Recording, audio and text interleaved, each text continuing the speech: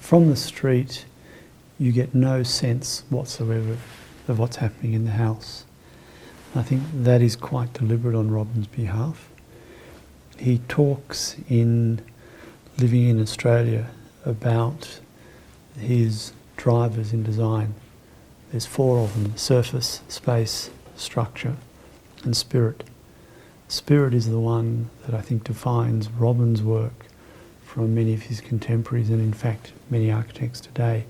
Because when Robin talks about the spirit of a house, he's actually talking about embodying or reflecting the spirit, the aspirations and the characteristics of the people he's designing the house for. So in this case, the Boyd family were very private. They really didn't want the wider public to know what was happening in the house. For people that visited the house, their friends, that was a different story. But from the street, it was a very deliberate process of really excluding the public. Actually, when you visit the house, Robin has very carefully choreographed the whole arrival sequence into the house. So as you sort of see the street frontage, you get no clues whatsoever. But there's a red gate, a bright red gate, that says, hey, something wacky or something special is happening behind this gate. When you open the gate and come in, you face this incredibly beautiful, elegant set of stairs. Very small rises, but the stairs actually fan out. So you're drawn up the stairs. You get to the top of the stairs, there's a solid door. Door is opened, there's a very narrow door into a very narrow vestibule. So the person, Robin or Patricia, opening that front door blocks your view into the house. So for a salesman coming to the front door, they still get no idea what's inside the door. It's not until you're invited in that you go through the vestibule into the main living room, suddenly the house just explodes and all makes sense, and you get this, wow, what an amazing room, what an amazing roof structure and what an amazing view. So he's considered the response of people coming into the house and how he wants to engage with them in the design of the house.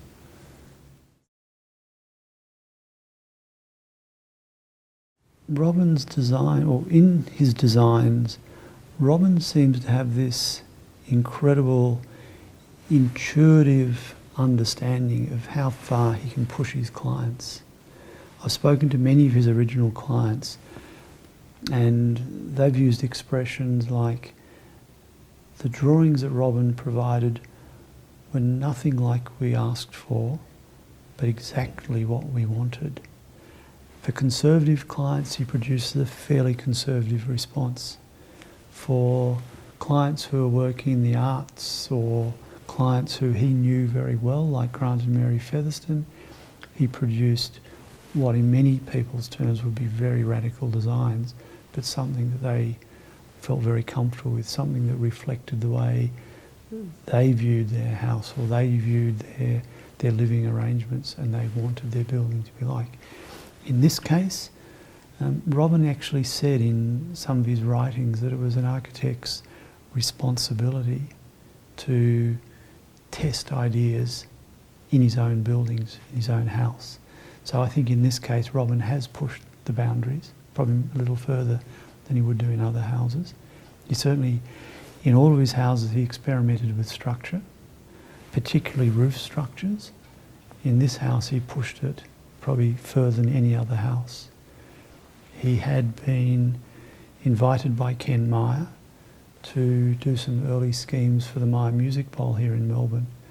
Ken had been over to the States and had seen the Hollywood Bowl, a tensile structure, and thought it would be good to do something like that here in Melbourne.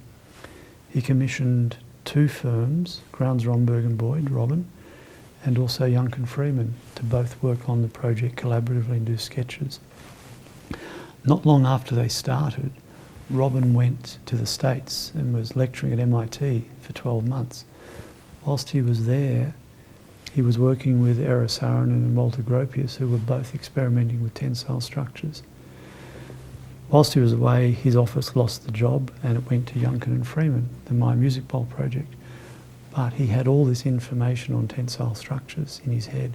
So the first major building he conceived when he returned was this house. And we have this beautiful tensile structure, which hasn't been designed just for aesthetics. It was a very simple way of producing a very difficult roof that had long spans that if you tried to use timber or steel would have been excessive in size. By using a tensile structure and cables, he gets a very elegant, simple, but very dynamic and beautiful roof. The roof here at Walsh Street is essentially a simple skillion roof. But because of the long spans, he's used cables. He has 2 steel beams, one at each end of the house, and these cables are slung between the beams. And then the ceiling consists of floorboards, tongue and groove pine floorboards that are laid on top of the cables. Then there's 2 layers of kainite and then a bituminous membrane on top of that. So in all intensive purposes, it's a tent. When it's windy, the roof moves. It talks, it's very volatile, you hear it creaking, you hear it moving. When you walk on it, it's like a trampoline. And it's still intact 50 years later. It doesn't leak. And it's very, very dramatic, very beautiful, but very simple design, very bold.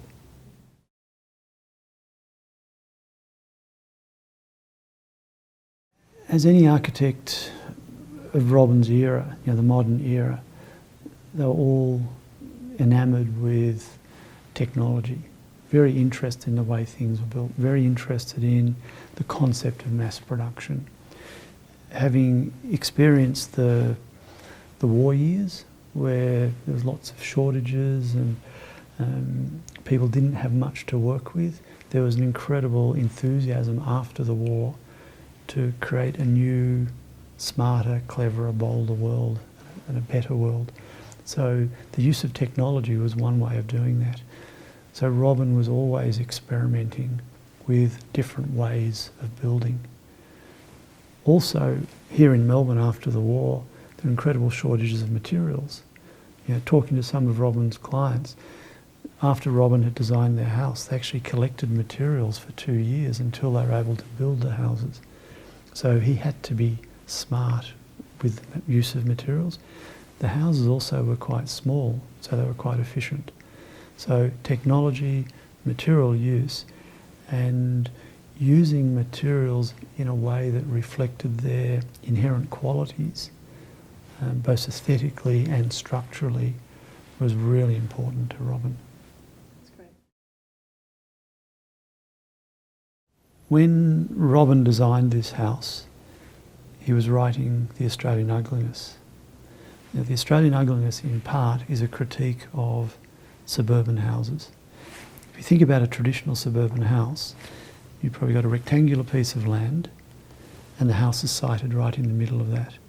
The house itself is usually a cellular building, a series of individual rooms for individual activities.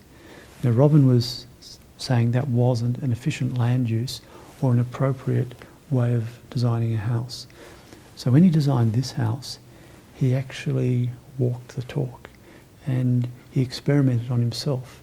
So instead of putting the house in the middle of the land with a lot of superfluous land around it, the front yard in many houses is not used.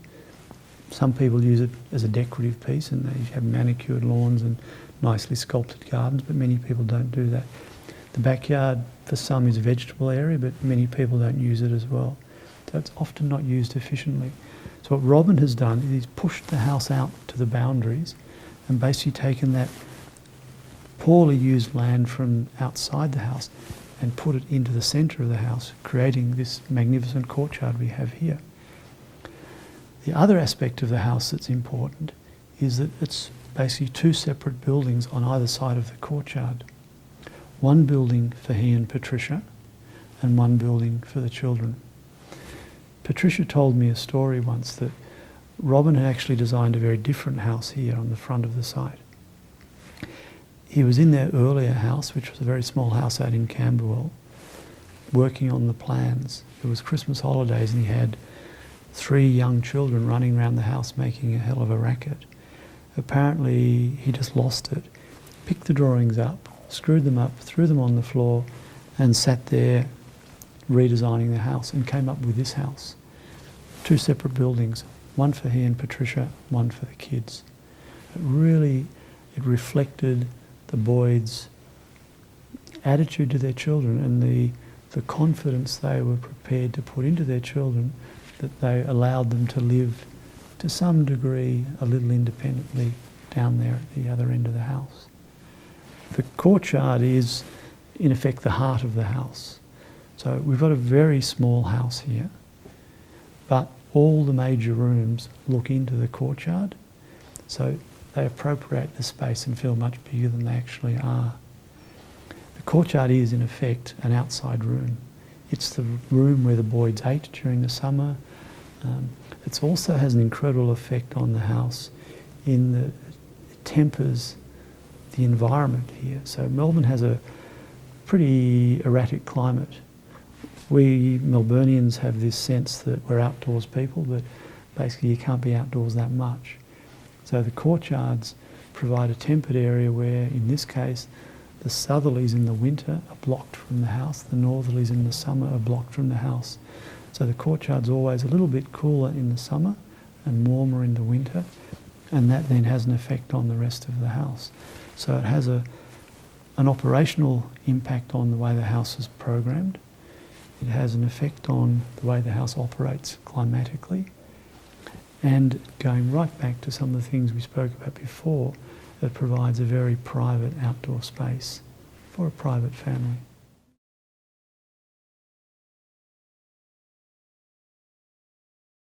It's interesting with Robin and Patricia, their whole married life, they didn't ever have a bedroom. When they were first married, they lived in a bed sit designed by Roy Grounds in a place called Clendon, just out here in Malvern.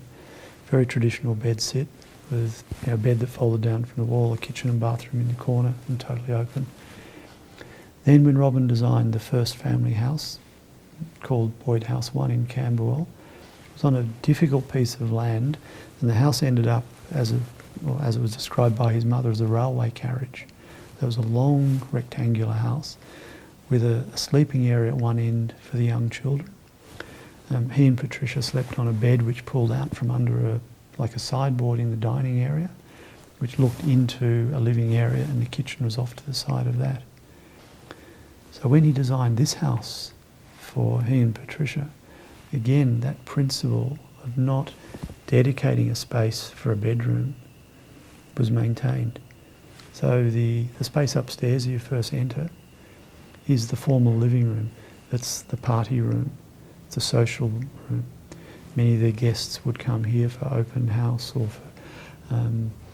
but when the house was just Robin and Patricia's, it was the bedroom. So the front part of this house is effectively a very sophisticated bed sit, totally open plan and separate from the children's area.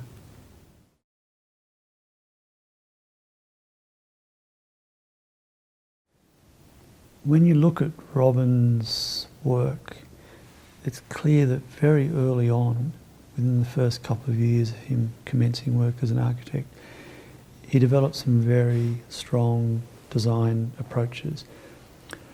One of those was limited material palette, and the other one was really expressing the structure and using materials in a way that reflected their innate qualities.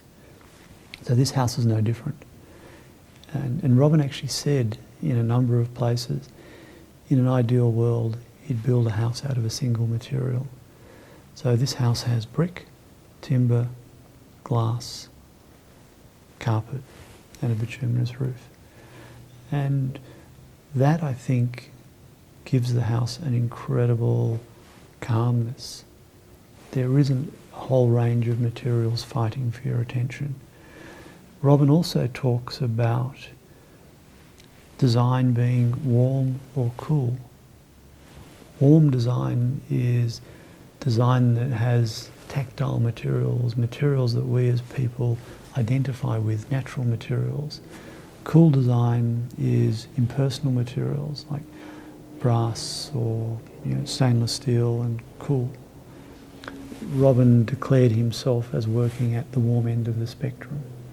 So this house is a warm design, it's a comfortable design, it's a comforting design. It's made to make you feel good.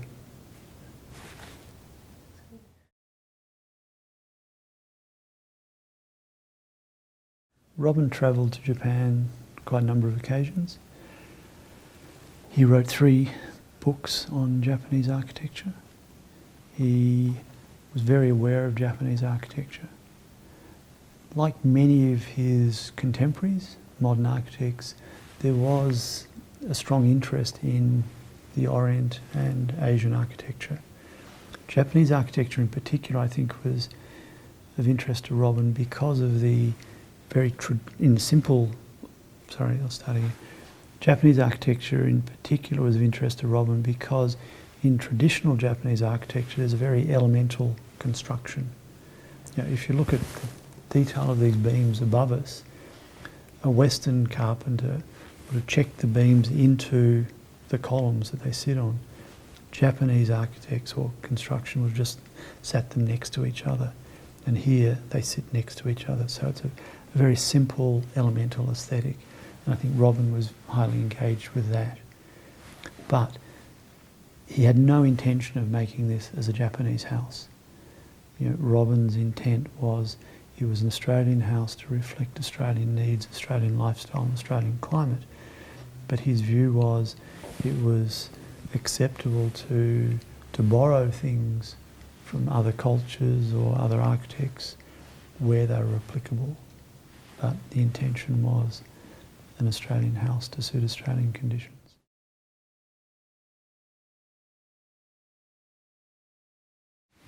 Light was pretty important to Robin. He had a strong awareness of what we today call ESD. So a lot of his houses are designed to get good airflow, to have natural light, and to have tempered outdoor areas. He was also, I think, very aware of light in terms of creating a mood or a character within rooms. So in this house, all of the sleeping areas face east. So wherever you're sleeping, you wake up to this absolutely brilliant morning sun coming into the room. The rooms that are used in the evening, they don't actually get a lot of direct sun because he was aware that the western sun was difficult and hard to control. But the western light is very dramatic. So this house to the west, you have these quite beautiful, very high clerestory windows that just allow these shafts of light to come in around dusk and at the end of the day. Also from the same room, you get these incredible views across to the east in the Dandenongs, and you see the reflected sunset on the mountains.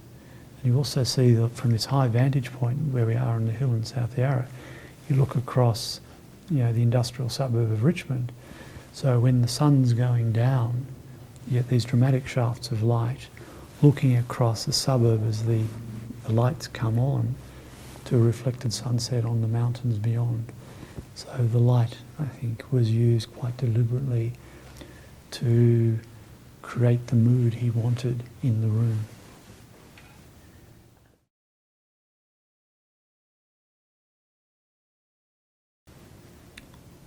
From his very early work, Robin, I think, placed a great deal of emphasis in connecting the indoor spaces to the outdoor spaces. He was aware that the Melbourne climate doesn't reflect our self-image as being outdoor people. It's erratic. So he was constantly working with creating a space that was contained and sheltered.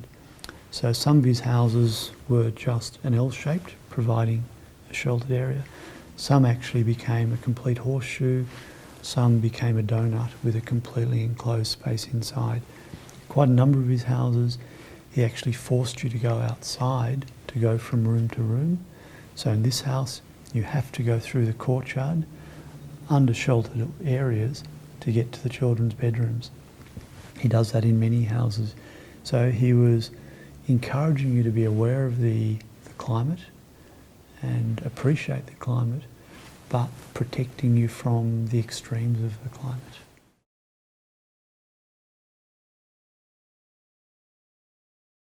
One day when talking to Patricia, she described this house as being a party house.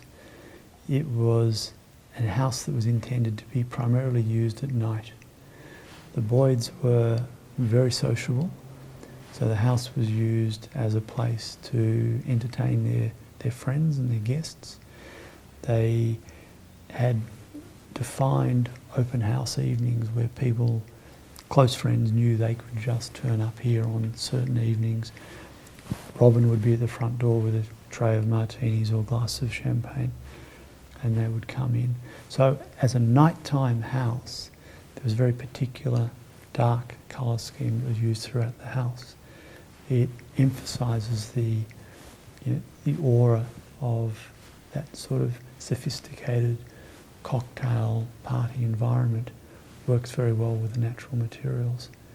The colours in the house were actually prepared by Marion Hall Best, the Sydney interior decorator, who Robin worked with, and Marion developed the colour scheme in conjunction with Patricia rather than Robin.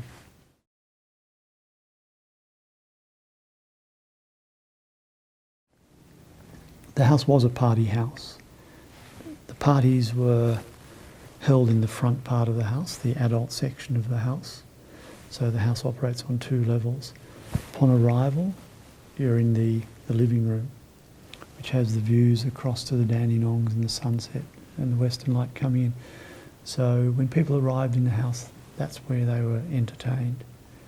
Quite often people would come for a drink, and then maybe they'd jump a cab and go into town and go to a restaurant or go to the theatre. Other times, Robin and Patricia would invite them downstairs to where we're sitting now at this table, and it would be a dinner party here in the house. Walsh Street in the Boyds' time was probably one of the most sought after dinner invitations in Melbourne. They were pretty wild parties, but not wild in terms of just a social bash.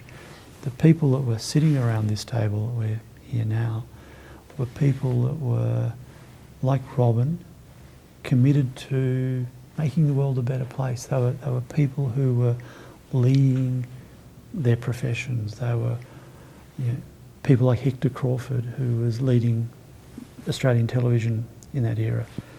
Gus Nossel, who was a microbiologist, Nobel-winning scientist. Joan Sutherland and Richard Bonning, musical people. So Robin and Patricia had this incredible network of people outside of the design industry who inhabited this house and worked with them.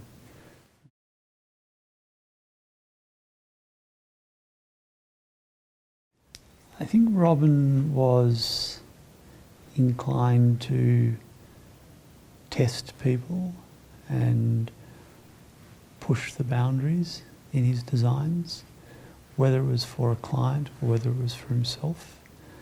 So if you put Robin's architecture aside, he was also a social commentator.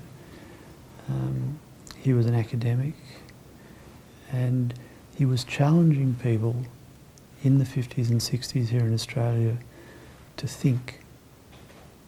As a designer, he was constantly saying to people, think about what you need and respond to what you want, not just slavishly copy things.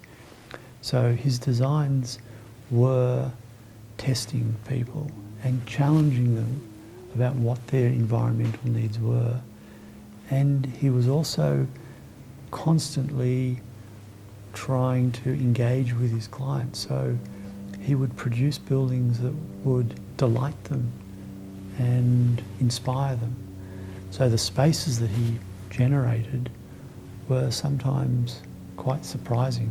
The Featherston house is effectively a box sitting on the ground with no floors. It's natural earth.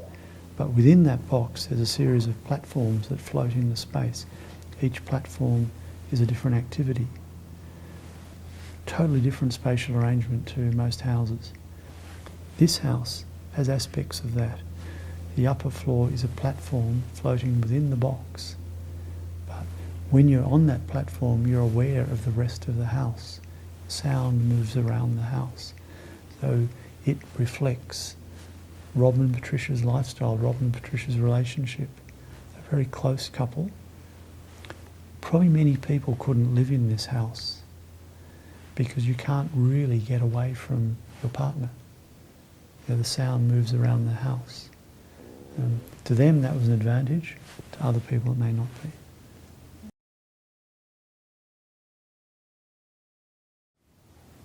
I think the Walsh Street is one of the important houses in Robin's career, because it was a house that he did experiment with and he had free hand to do what he wanted. It's one of maybe the best or most important 4 or 5 houses. I think the Horton James house, the Featherston house, maybe the Baker house and the Lion house in Sydney are all very important houses. The other aspect I think that's really critical in Robin's work is there's an incredible consistency. All of his houses from beginning to end utilise the same design tools, the same design approaches. They are just tweaked depending on the site conditions and the clients he's working for. So in that sense, this house is very important because it reflects Robin and Robin and Patricia. In a way, this house is a constructed or a built autobiography of Robin Boyd, the architect.